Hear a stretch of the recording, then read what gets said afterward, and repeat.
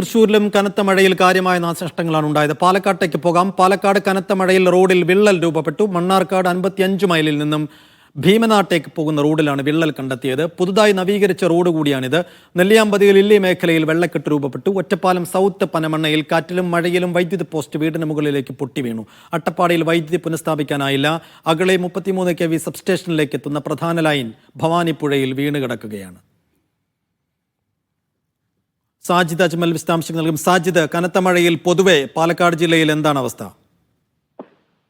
സൈഫുദ്ദീൻ, ശക്തമായ മഴയിൽ പലയിടത്തും നാശനഷ്ടങ്ങൾ ഉണ്ട്. ഇന്ന് ഈ ഉച്ചയ്ക്ക് ശേഷവും പലയിടത്തും വൈദ്യുത പോസ്റ്റുകളും മറ്റും മറിഞ്ഞ് വീണിട്ടുണ്ട്. ഇതിൽ സൗത്ത് പനമണ്ണയിൽ, ഒറ്റപ്പാലം സൗത്ത് പനമണ്ണയിൽ വീടിന് മുകളിലോട്ട് ലൈൻ പൊട്ടി വീണിട്ടുണ്ട്. ആർക്കും അപകടം സംഭവിച്ചില്ല എന്നുള്ളത് ആശ്വാസകരമാണ്.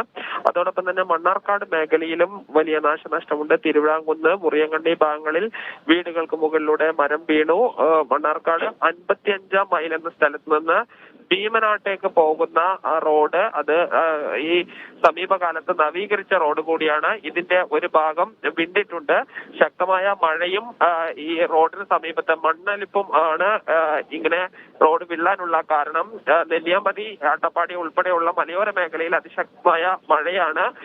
നെല്ലിയാമ്പതി ലില്ലി മേഖലയിൽ വെള്ളക്കെട്ട് രൂപപ്പെട്ടിട്ടുണ്ട്.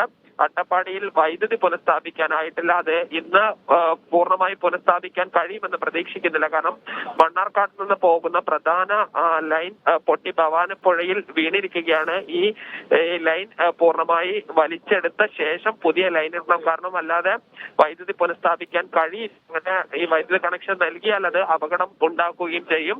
അതിനുള്ള ശ്രമം KSEB തുടർന്നുകൊണ്ടിരിക്കുകയാണ്. ശരി സാജി.